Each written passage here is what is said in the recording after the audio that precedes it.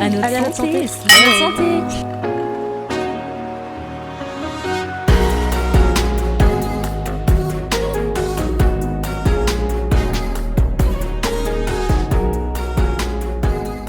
Chers auditeurs, chères auditrices, je suis trop contente aujourd'hui de vous retrouver pour le 4e épisode du podcast À notre santé. Moi c'est Irina, je me représente pour les personnes qui viennent de débarquer et aujourd'hui je suis accompagnée d'une personne qui a déjà participé au premier podcast sur la contraception. Du coup c'est Sana. Est-ce que tu veux bien te représenter très rapidement pour nos nouveaux auditeurs ? Bien sûr, donc moi c'est Sana, comme tu disais. Je suis à la fin de mes études de master en psychosocial et donc je fais mon stage de fin d'études au CRIPS. Donc me revoici pour ce podcast. Ok, merci beaucoup Sana, du coup trop cool de te retrouver aujourd'hui pour un nouvel épisode sur une toute autre thématique parce qu'aujourd'hui on va se concentrer sur les sensations physiques. Donc on va vraiment parler, se focus sur l'organe qui est le vagin. On peut parler des gènes, mais aussi des douleurs et aussi carrément du vaginisme. Donc voilà, pas mal d'aspects. Le but aujourd'hui, c'est qu'on papote toutes les deux, tranquilles, en mode deux copines qui se partagent des expériences. Donc voilà. Est-ce que tu as des questions particulières avant qu'on commence ? Franchement, non, j'ai hâte de commencer. Ok. Let's go. Trop bien. Du coup, il me semble, Sana, que toi, tu es concernée par le vaginisme. C'est ça. Ouais, c'est ça. Ok. Et du coup, on attaque un peu fort. Mais est-ce que tu voudrais bien nous en parler un petit peu ? Et après, dans la suite du podcast, on parlera aussi d'autres sujets, comme je l'ai dit au début, des gènes, des douleurs pas forcément liées au vaginisme. Mais je pense que c'est cool pour commencer notre conversation. Tu parles de ce qui te concerne, du coup. Bien sûr. Ouais, moi, je souffre du vaginisme. Souffre. Le vaginisme, je sais pas si vous voulez que je vous dise un peu ce que c'est. Ah bah si, carrément, ouais. Donc pour ceux et celles qui savent pas, le vaginisme, ça va être des contractions des muscles du périnée qui font que ces muscles se contractent pendant le rapport et ça fait que du coup la pénétration est rendue impossible. Donc c'est vraiment comme s'il y avait un mur et ça veut pas rentrer. donc voilà. Voilà. Ok, trop bien. Merci, c'était archi clair parce que c'est vrai que c'est quelque chose dont on parle trop peu en fait, comme tous les sujets qu'on aborde dans ce podcast finalement. Et du coup, est-ce que tu veux nous dire un peu pour toi comment ça s'est passé, à quel moment c'est apparu, voilà ton. Ouais, carrément. Moi, je sais que on dit que donc il y a deux types un peu de vaginisme, primaire ou secondaire. Moi c'était plutôt du primaire, donc dans le sens où ça a toujours été là, c'est pas apparu dans ma vie d'un coup après un trauma ou que sais-je. Ça a vraiment toujours été là aussi loin que je me souvienne. Quand j'étais vraiment ado, quand j'allais à la piscine ou à la plage, quand j'avais mes règles et que je mettais un tampon, impossible de le mettre. Vraiment impossible de le mettre et ça faisait tellement mal, vraiment j'arrivais même pas à le mettre en entier, c'était horrible. Mais en plus ça aide pas, la texture des tampons là, c'est archi rêche, ouais c'est particulier hein. Et vraiment je me disais vraiment que à ce moment-là j'avais pas tilté que c'était un problème, j'étais juste en mode je suis vierge, c'est normal. Je sais pas ce que c'est toi ton expérience des douleurs entre guillemets avec pas nécessairement le vaginisme du coup, mais juste des douleurs de manière générale. Ouais, t'as raison, on a parlé de avant nos rapports, c'est ce que t'as dit. Du coup, en vrai, moi, à ce moment-là, c'était pareil que toi. En fait, déjà, non, je suis une grosse mytho. En fait, moi, c'est archi particulier, mais j'ai eu mes règles après avoir fait ma première fois. Donc, du coup, déjà, c'est un contexte différent, parce que j'ai eu mes règles super tard, j'allais passer en première. J'ai été tranquille, du coup, une bonne partie de ma vie, je vais pas m'en plaindre. Mais donc, du coup, je peux pas trop dire par rapport... j'avais jamais eu besoin de m'insérer des tampons ou des cups avant. Mais il me semble que j'avais quand même testé par curiosité parce que MDR, j'avais hâte d'avoir mes règles, grosse folle que j'étais. Et du coup, j'avais quand même essayé, je crois, de m'insérer un tampon. Ou même, on en parlera après peut-être, mais du coup, logique pour comprendre son corps. Juste quand on commence à capter ce que c'est la masturbation et tout, essayer d'introduire des doigts ou autre. Mais du coup, j'avais la même sensation que toi. C'était vraiment, j'arrivais pas à rentrer grand-chose, voire rien. Mais pareil, à ce moment-là, je pense qu'on était au même stade où je me disais aussi que c'était parce que la vision de l'hymen en mode ça se percera au moment du premier rapport et tout. Du coup, on verra plus tard ce que ça donne. Mais du coup, je te laisse poursuivre vu que toi après ça a pris une tournure différente. Ouais, c'est ça, c'est que donc à ce moment-là, j'avais pas trop tilté que j'avais un souci entre guillemets, un souci, que c'était un trouble sexuel, que c'était le vaginisme, donc je poursuis ma vie tranquillou pilou. Et c'est vraiment beaucoup plus tard, quand j'ai commencé à avoir des relations sexuelles, que bah c'était un peu étrange et du coup ce qu'on a fait c'est que on y allait step by step. Mais du coup le vaginisme était présent quoi, donc ça c'était très compliqué. C'est là où j'ai commencé à réaliser petit à petit que en fait c'était pas normal entre guillemets les douleurs que j'avais, surtout que c'était pas que des douleurs, genre c'était impossible de d'avoir quelques pénétrations que ce soit, mais que ce soit un tampon, un objet, enfin un objet, j'ai pas essayé particulièrement d'objet, mais mais vraiment ouais que ce soit un tampon ou une personne ou que ce soit moi, enfin c'était très compliqué. Et du coup ouais, enfin ça a commencé à partir avec petit à petit avec bah du coup avec un suivi que j'ai eu par la suite parce que j'ai décidé du coup de me faire diagnostiquer. Enfin, je savais pas ce que c'était, j'avais commencé à me renseigner et je voyais le mot popper un peu dans mes recherches, vaginisme, vaginisme, ce curieux mot que je ne comprenais pas. Je me disais mais c'est pas possible, enfin c'est juste parce que c'est le début, etc. Donc je suis allée consulter. Et au début, bah, on m'a pas tout de suite dit que j'avais du vaginisme, mais à l'époque, je me faisais suivre par une psy et à qui j'ai fini par parler de ses soucis. Oh, trop bien. T'as fait direct le lien en te disant c'est peut-être lié à un aspect psychologique. Bah, même pas, c'était par curiosité, genre vraiment ça me minait en fait, du coup, je lui en ai parlé. Ok. Et, et donc c'est un peu compliqué, c'est un peu confus ce que je raconte parce Bah non, que c'est normal. il y a plusieurs choses qui sont déroulées en même temps. Donc j'ai commencé à aller à revoir une gynéco. En même temps, je suis allée voir cette psy. Donc tout était très confus dans ma tête vraiment à ce moment-là. C'était un peu catastrophique. Je comprenais vraiment pas ce qui se passait. Et c'est elle qui m'a dit bah, ce que vous dites, autant dans l'aspect émotionnel que dans l'aspect vraiment physique, bah ça ressemble vachement à du vaginisme quand même. Et c'est là où je me suis dit ah ok donc c'est pas une blague, c'est vraiment ce qui est en train de se passer. Et du coup, je me suis faite suivre par cette psy qui connaissait quand même le sujet. Et en parallèle, du coup, je suis allée voir une médecin qui avait une spécialité gynéco, donc discuter de ce sujet. Et qui m'a dit qu'effectivement, ouais, c'était ça, c'était du vaginisme. Donc c'est comme ça que je l'ai découvert, voilà. Ok, trop bien. Et du coup, c'était combien de temps après les premiers symptômes? On peut pas parler vraiment de symptômes, je sais pas. J'ai pas dit dans l'intro, hein, mais je me positionne pas du tout comme une experte dans cet épisode. Vraiment, je découvre des choses, on partage des témoignages, donc voilà, attendez pas trop de choses de ma part, s'il vous plaît, sur ce plan-là. Mais ouais, du coup, je voulais dire, après que t'aies capté qu'il y avait quelque chose peut-être qui était pas comme les autres, c'était à partir de... Enfin, c'était combien de temps après, du coup, que t'en as parlé à cette fameuse psy et que t'as pu avoir un diagnostic? Ben, en vrai, vu que c'était en parallèle, enfin, c'était il y a un moment, du coup, je crois que c'était plus ou moins en même temps. Enfin, Ok. ouais, peut-être quelques mois après. Ok, ouais. Mais en fait, ouais, on y allait avec mon partenaire de l'époque assez doucement. Du coup, je me mettais pas trop... Enfin, si, j'avais vachement la pression, mais en même temps... Enfin, je me disais que c'était juste le début et que ça allait vite se dégoupiller et que c'était juste les premières fois que c'était comme ça. Et puis voilà. Puis résultat, non. Ouais.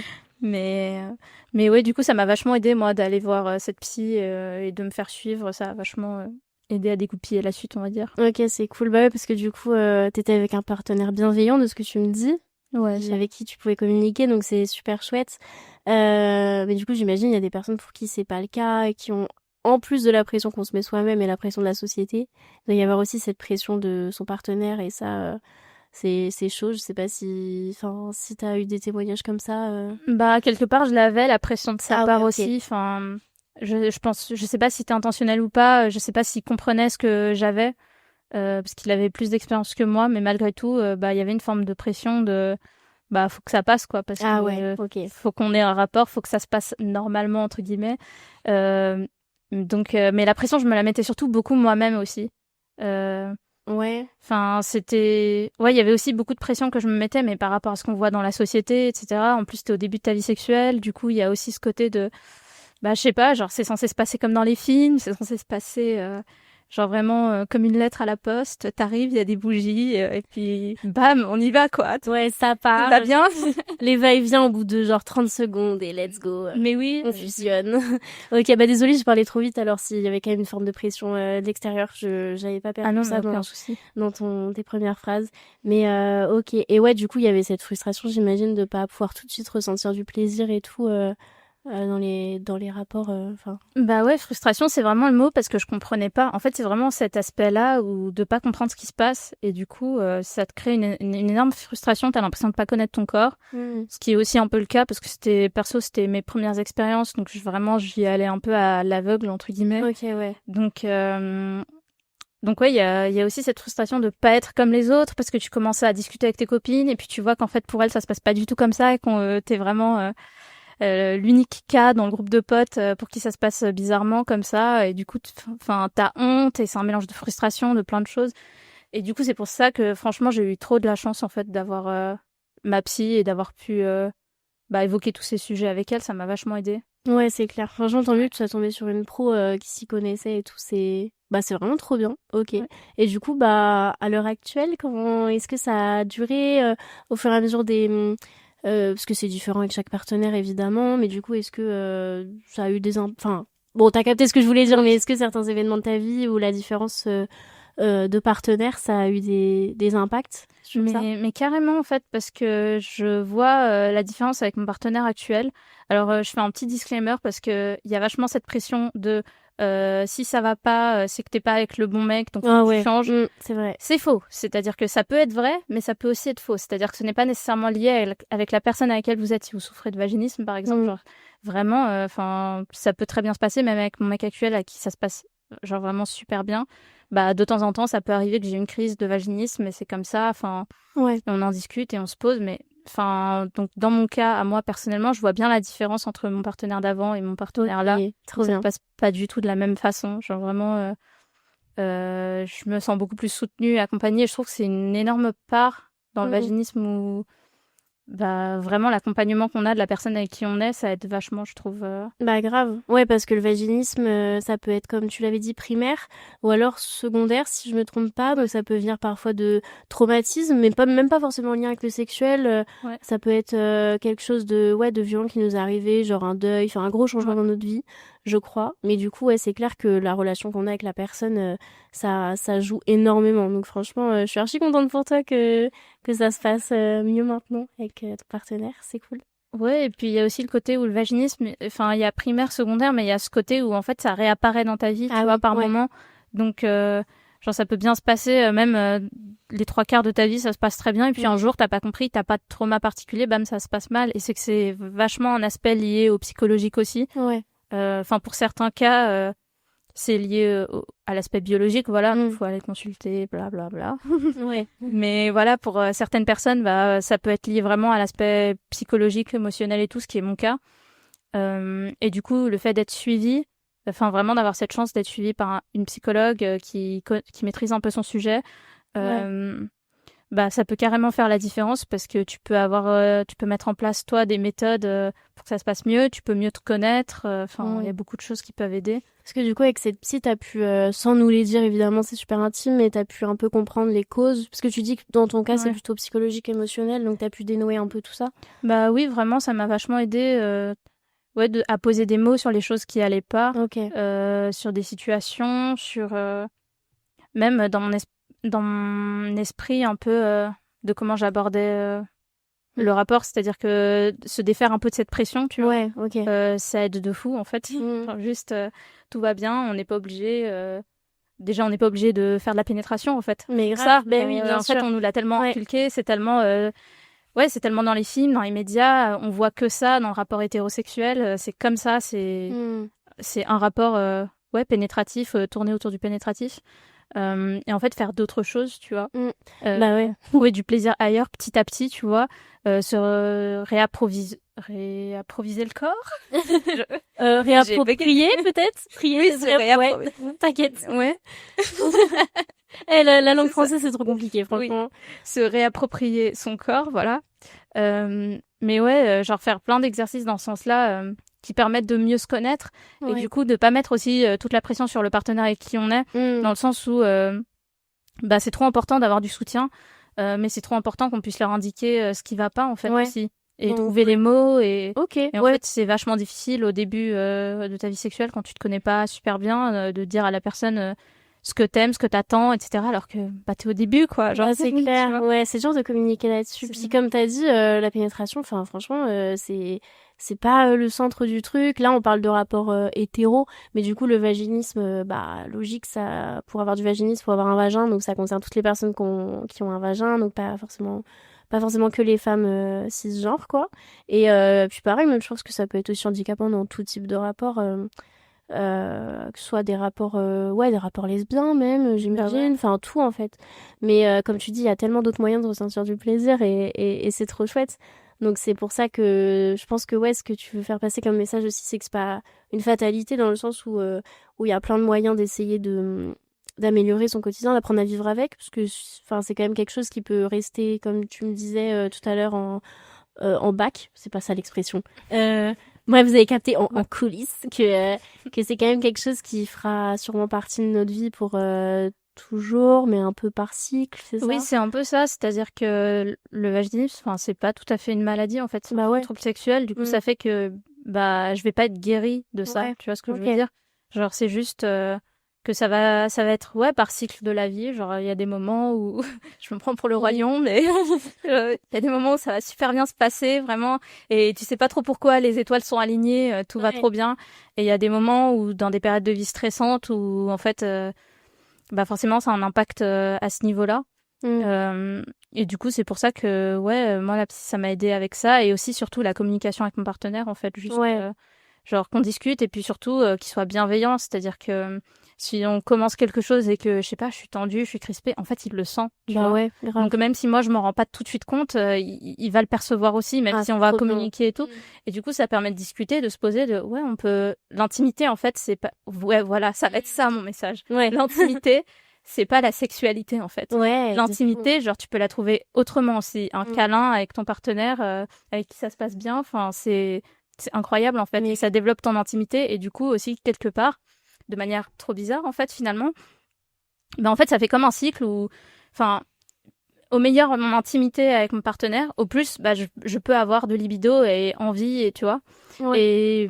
Et par contre, effectivement, genre si c'est dans une période de vie où ça peut être un peu compliqué, la libido, ça n'explique pas tout. C'est-à-dire que je peux avoir envie, mais malgré tout avoir du vaginisme, genre tout n'est pas fluide et simple. Et c'est pour ça que la communication, c'est trop important. Genre même pour faire comprendre à la personne avec qui on est, ok, c'est pas de ta faute en fait, c'est pas de ma faute, c'est juste, c'est comme ça.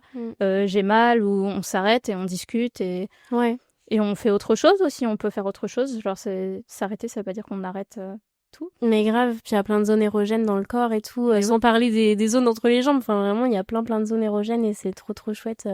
Enfin, le corps humain est sensible, donc autant en profiter, c'est cool.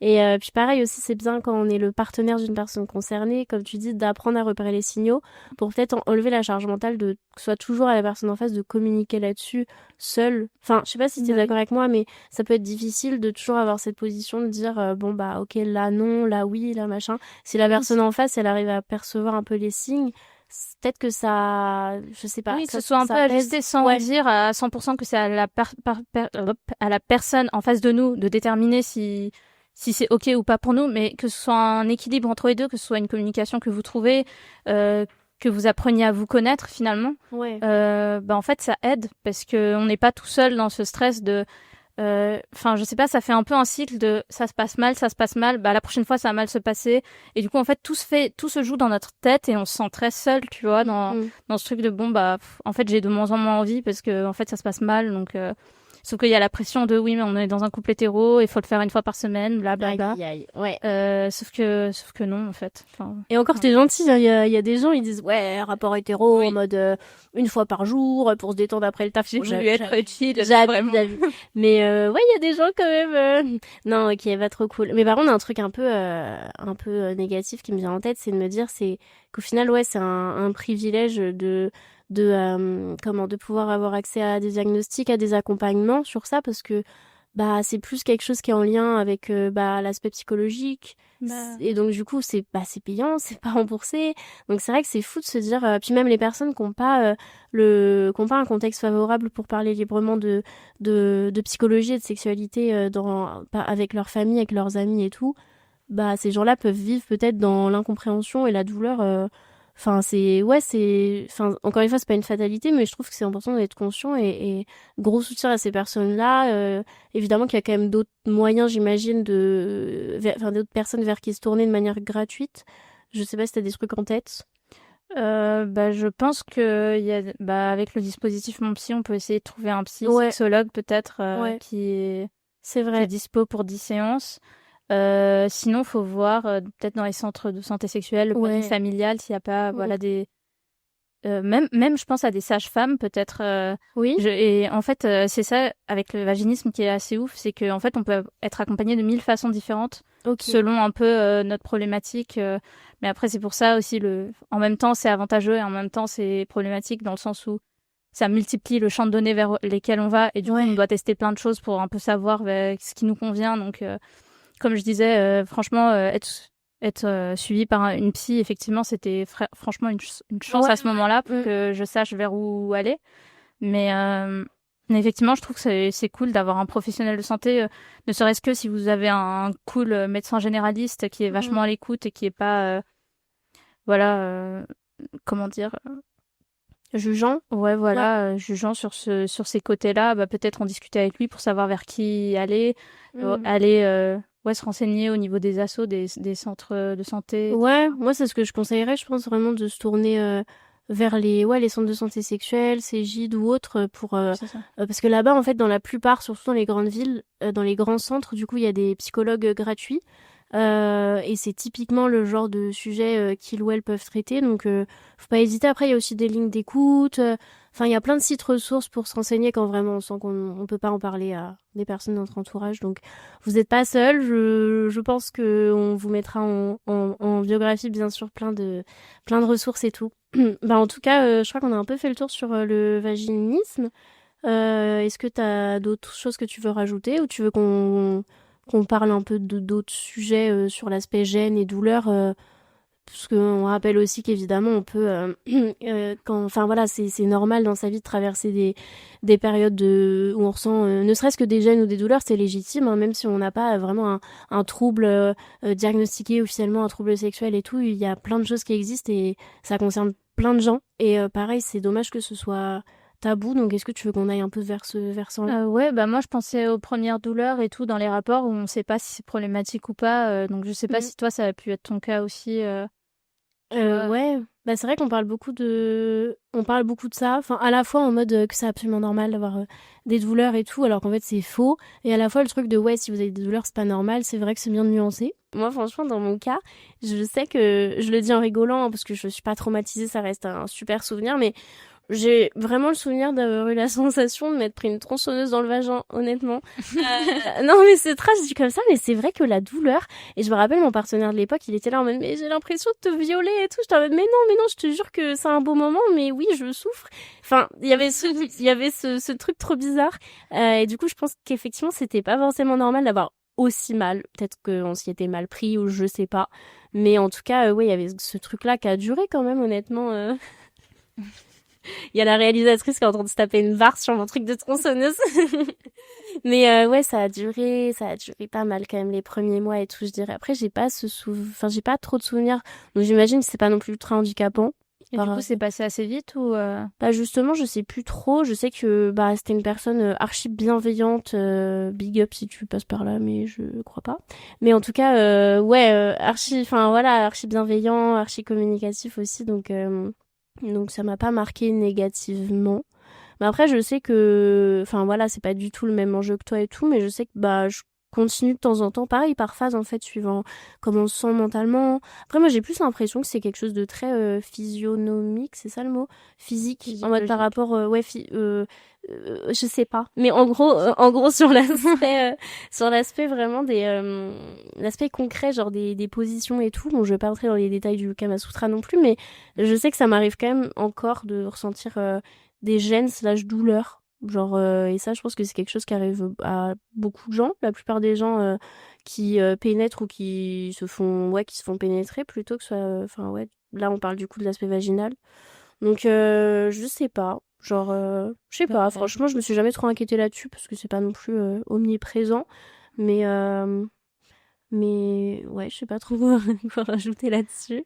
Bah ouais, mais même moi quand ça va bien, genre il y a des positions ou quoi qui peuvent faire plus mal que d'autres à un instant T, alors qu'à un autre moment elles vont pas faire mal, tu vois. Donc je pense que ouais, c'est juste lié à un aspect très physique à un instant T, tu vois, sans que ce soit figé, que ce soit toujours comme ça, tu vois. Ouais. Donc, bah ouais, c'est clair. Franchement, il peut y avoir tellement de trucs qui peuvent causer plus ou moins de gêne. Enfin, c'est drôle dit comme ça, mais rien que l'air. Genre, des fois... Oh my god, je me dis à mes responsables qui vont écouter ça. big up à vous aussi, mais je me dis, tu vois, des fois, ouais, il y a de l'air qui va rentrer par erreur et ça fait des sensations trop bizarres, ou ouais, juste des fois les positions, ou enfin, je sais pas, il y a plein de choses et c'est pour ça que c'est bien d'oser communiquer avec le partenaire parce que, en fait, on peut en rigoler, on doit en rigoler même, Mais oui, c'est trop marrant. C'est sympa. Mais vraiment, c'est trop marrant, genre, voilà, ça fait un pet de fouf, je peux le dire. Oui. Et puis on en rigole et fin d'histoire, et puis on trouve un autre moyen, on relubrifie, on change de position, et bim, il y a plus cette gêne ou cette douleur. Mais oui, c'est ça, on change de position, on fait autre chose, tout va bien en fait. La sexualité, il y a 1000 trucs à explorer, il y a 1000 trucs à faire. Carrément. Je pense que c'est bien si on sort aussi du schéma vraiment pénétratif, une position à faire strictement parce qu'on l'a vu dans du porno et c'est comme ça et c'est pas autrement. Enfin, ouais. Mais ouais, s'adapter, c'est bien. Carrément, même on a la chance d'avoir un super organe en surface, qui est du coup le clitoris. C'est quand même super stylé d'avoir un organe uniquement dédié au plaisir, donc c'est cool de pouvoir l'explorer aussi, même si on a tous des sensibilités différentes. Et que du coup, voilà, il y a des personnes qui vont ressentir plus de plaisir que d'autres et tout, mais en tout cas, bref, comme on le disait depuis le début, il y a plein de choses à explorer. Vous mettez pas la pression, chers auditeurs auditrices, on s'adresse toujours à vous, on vous oublie pas, sur l'aspect pénétration. Il y a aucun mal à ne pas y parvenir à certains moments ou quoi. Enfin, c'est ok quoi. Ouais. Je sais pas si on a. Est-ce que t'as d'autres sujets en tête? Il y avait un fait qui m'avait un peu aidé, enfin une connaissance / je sais qu'on en parle pas mal dans les milieux militants un peu féministes du fait de d'arrêter de voir tout comme dans le rapport hétéro, tu vois, les meufs en tant que réceptacle, les mecs en tant que conquistadors qui pénètrent vraiment. Et du coup moi ça m'a vachement aidé le terme de circlusion. En fait, je suis active, je fais quelque chose aussi. Carrément. Je suis pas là en tant que petit bouchon allongé et tu vois. Je sais pas, moi ça m'avait vachement aidé comme vision du rapport pour changer un petit peu les choses même dans mon couple et tout, pour essayer d'avoir un peu un regard différent. Et je sais que ça avait eu un bel impact. Grave, c'est vrai, t'as raison d'en parler. C'est quoi le mot que t'as utilisé? Circlusion. Circlusion. Moi, j'avais entendu englobant, je trouve ça mignon aussi. Ouais. Mais il y a plein de termes. Ouais, c'est vrai. T'as trop raison d'en parler. Il y a ce truc-là de changer un peu d'angle de vue et de reprendre un peu le dessus en se disant, c'est un rapport ensemble. Il n'y a pas de pression à avoir. C'est cool. C'est ça. Et puis même sur le même sujet, un peu... de voir les choses un peu différemment. Je pense aux partenaires qui savent pas trop ce que c'est le vaginisme, qui peuvent ne pas comprendre trop ce qui se passe dans notre tête. Et puis même nous, ça nous arrive à un instant T, donc on est un peu désemparés, donc on sait pas trop comment expliquer les choses. C'est très fort émotionnellement, on est un peu perdu, confus. Je pense que c'est une BD qui est incroyable, que j'ai fait lire à mon copain parce que franchement, elle est incroyable. C'est une BD qui s'appelle Impénétrable d'Alix Garin, qui raconte du coup son expérience avec le vaginisme. Déjà très bien dessiné, les dessins sont très cool. Et franchement, j'ai trouvé ça très sympa pour les partenaires, pour qu'ils réalisent un peu ce que c'est et pour comprendre un peu mieux ce qui se passe dans nos têtes, en fait. Donc évidemment, toutes les expériences sont différentes, mais j'ai trouvé ça très cool comme BD. Génial. Merci pour la recommandation. Franchement, j'en avais jamais entendu parler, vu que c'est un sujet qu'on met peu en avant, évidemment, malheureusement. Mais je pense que de manière générale, même, c'est cool juste pour améliorer un peu la communication et tout avec son copain sur le sujet du vaginisme ou des douleurs et tout, même, mais de n'importe quoi lié à la sexualité. Vous prenez un podcast, par exemple, celui ou n'importe lequel que vous avez écouté. Enfin, moi en tout cas je fais ça, mais vous pouvez prendre un livre, un film, n'importe quoi qui parle du sujet. Vous le regardez ensemble, ou vous l'écoutez ensemble, vous le lisez ensemble. Puis après, vous papotez de ça. Et en fait, ça peut vraiment débloquer la communication. Enfin, c'est un petit tips que je trouve très sympa à mettre en place. C'est un peu plus fun que de dire, d'arriver, d'être triste et de pas savoir trouver les mots et tout. Pour trouver vraiment l'accroche, je trouve ça sympa. De partir d'un support, d'une ressource et tout. Ok, très bon tip, j'apprécie. Ok, écoute. Je pense qu'on arrive à la fin de cette conversation, même si on pourrait dire encore plein de trucs, mais on a dit l'essentiel. Écoute, merci infiniment pour ton partage, c'est super précieux. Merci d'avoir accepté de te livrer à nous sur quelque chose d'intime, c'est trop trop chouette, ça devrait être moins tabou. Merci à nos auditeurs auditrices pour votre écoute, comme d'habitude, évidemment.